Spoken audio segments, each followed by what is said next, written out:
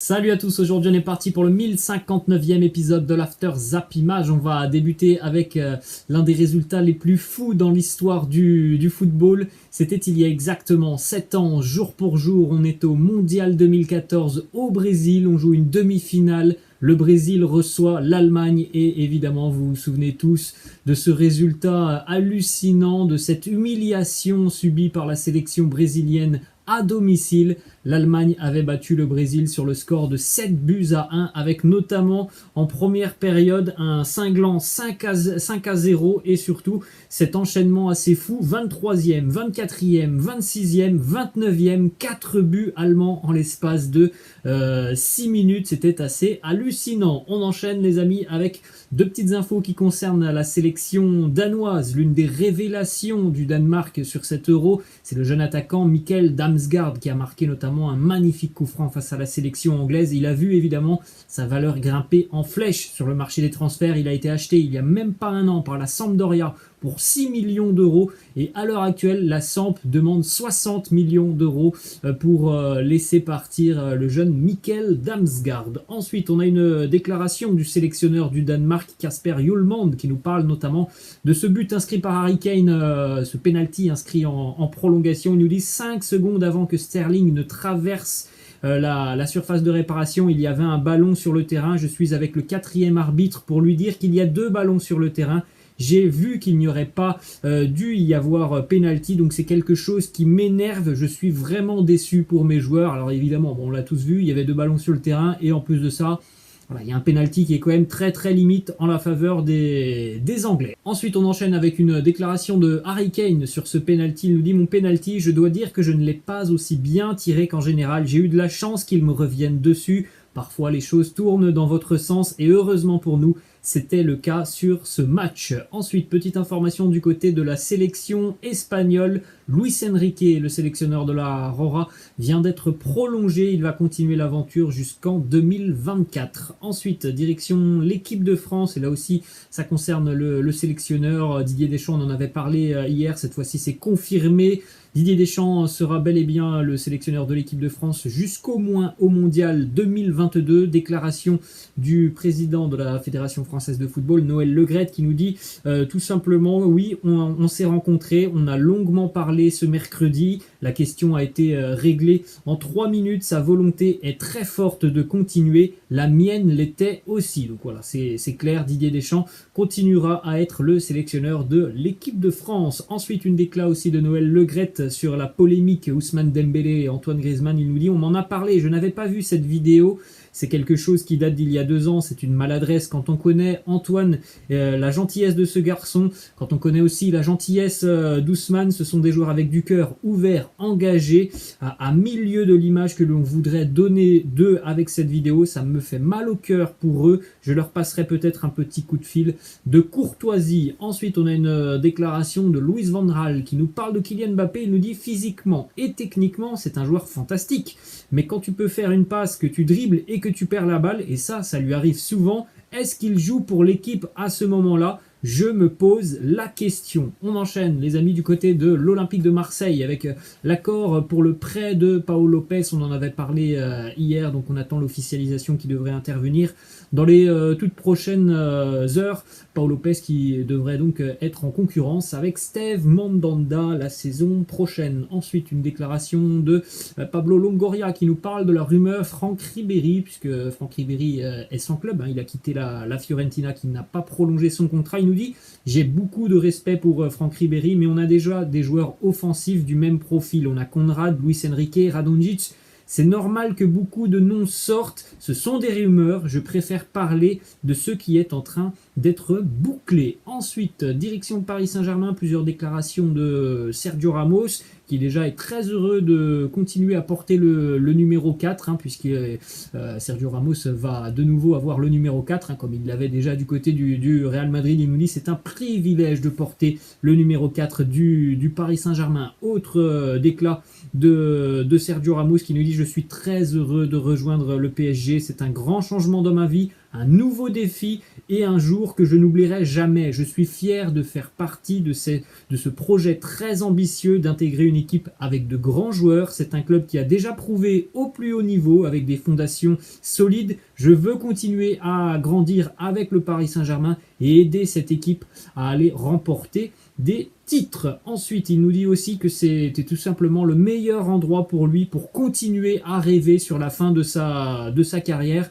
On a appris qu'il avait notamment l'option Manchester City, qui était une option sérieuse pour Sergio Ramos, pardon. Et oui, il a eu donc le choix entre City et le Paris Saint-Germain. Il a choisi le choix du Paris Saint-Germain. Ensuite, on a une déclaration d'Achraf Hakimi sur son utilisation et son positionnement l'année prochaine, plutôt à gauche, plutôt à droite. Il nous dit là où on a besoin de moi, où c'est le mieux pour le club, pour l'entraîneur, je donnerai toujours le meilleur de moi-même. Si on me dit de jouer gardien, je mettrai les gants. Ensuite, on a une petite information qui concerne l'avenir de Léo Messi. Selon plusieurs sources en Espagne, si le Barça ne peut pas prolonger Léo Messi pour des raisons économiques, le Paris Saint-Germain sautera sur cette énorme opportunité. Ensuite, une petite déclat de Marco Verratti qui annonce l'arrivée de Gigi Donnarumma du côté de Paris. Il nous dit: il mérite de rejoindre un grand club pour avoir l'ambition de remporter la Champions League. Je suis content d'avoir Donnarumma comme nouveau coéquipier au PSG. Il va beaucoup nous aider. Ensuite, on enchaîne du côté de l'OGC Nice. Les Aiglons souhaitent attirer Romain Amouma pour encadrer les jeunes joueurs de l'OGC Nice. Les Aiglons ont déjà proposé un contrat d'1 an plus une année en option à Romain Amouma. Le Stade Brestois est aussi sur le dossier, contrat de 2 ans pour Amouma du côté de Brest. Ensuite, information du côté de l'Olympique Lyonnais. L'OL tente de trouver un remplaçant à Memphis. Bon, ça sera compliqué, hein, mais en tout cas, l'Olympique Lyonnais s'intéresse à Paul Onuachu, attaquant de Genk en Belgique. Les dirigeants lyonnais vont vraisemblablement formuler une première offre de 20 millions d'euros pour s'attacher les services de l'attaquant nigérian. Bon, l'OL n'est pas seul sur ce dossier. Arsenal, West Ham et le FC Séville sont aussi présents. Petite statistique sur Paul Onuachu cette année avec Genk. 38 matchs en Jupiler Pro League, 33 buts inscrits. Ensuite, direction Madrid maintenant. Ça concerne l'Atlético Madrid. Bonne nouvelle pour l'Atleti. Diego Simeone, le meilleur entraîneur de l'histoire du club, continue l'aventure avec l'Atleti. Prolongation de contrat jusqu'en 2024. Une petite statistique sur Diego Simeone qui n'a perdu seulement que 16% des rencontres qu'il a disputées avec l'Atlético Madrid. 527 matchs officiels, 16% de défaites, ce qui veut dire 88 défaites pour Diego Simeone en 527 matchs officiels. Direction le Real Madrid maintenant avec là aussi une prolongation de contrat pour Nacho qui continue l'aventure avec les merengues jusqu'en 2023. Nacho, c'est l'homme d'un seul club, hein. Vous avez toutes ces images.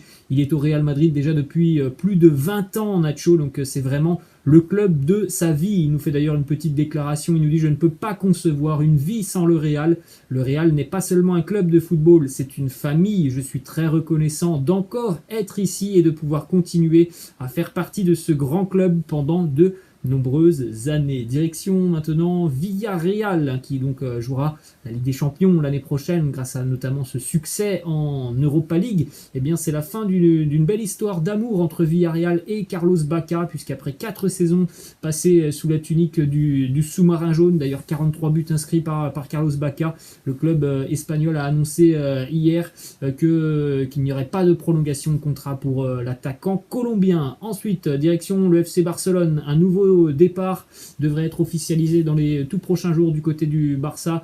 Le jeune espoir Carles Aliena est proche de rejoindre Retafe, avec qui il a déjà été prêté cette saison. On parle d'une offre de Retafe de 5 millions d'euros. Ensuite, du côté de l'Italie, on a 2 déclarations de José Mourinho qui premièrement nous parle du mercato de l'AS Roma. Il nous dit: nous savons ce dont nous avons besoin, mais nous savons que c'est un marché particulier. Nous travaillons tous les jours à la fin du marché, nous aurons une équipe digne de Mourinho. Ensuite, autre déclat de José Mourinho qui nous parle de la Juve, de Cristiano Ronaldo. Il nous dit « Vous n'avez pas à vous inquiéter parce que je ne suis pas un défenseur central. Si je jouais en défense, je frapperais Cristiano à coup sûr, mais je suis trop nul et trop vieux pour jouer contre lui. » Autre info mercato côté Roma, on en parle déjà depuis une bonne quinzaine de jours. Ça devrait être officiel ce week-end. Le portier de la sélection portugaise, Rui Patricio, devrait s'engager avec la Roma ce week-end. Direction Milan cette fois-ci. Les rossoneri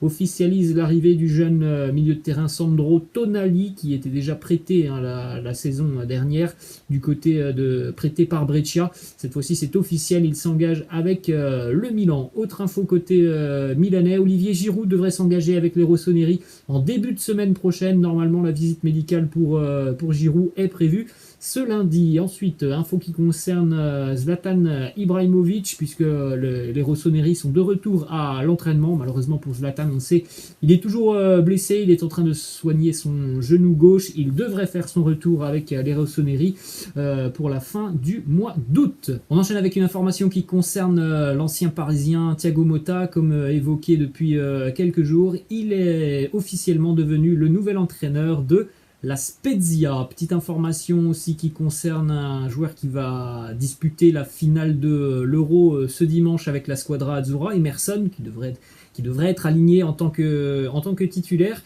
Eh bien, Emerson pourrait retourner du côté de l'Italie. On rappelle qu'il joue du côté de Chelsea, mais voilà, il n'est pas très utilisé par Thomas Tuchel. Le Napoli est très intéressé par Emerson Palmieri. Ensuite, direction Liverpool avec le nouveau maillot des Reds pour les matchs à l'extérieur la saison prochaine. Donc faites un petit arrêt sur image pour découvrir le nouveau maillot des Reds. Et une petite information aussi assez sympa qui concerne l'effectif professionnel des Reds de Liverpool. Le jeune Oakley Canonier vient de signer son premier contrat professionnel avec Liverpool. Alors dit comme ça, certainement que ce nom ne vous dit rien, mais le jeune Oakley Canonier, c'est le ramasseur de balles qui avait donné le ballon très rapidement à Trent Alexander-Arnold lors de la fameuse remontada du match entre Liverpool et le FC Barcelone. Une belle petite histoire pour Oakley Canonier. Ensuite, information du côté de l'Allemagne, et ça concerne aussi la sélection suédoise.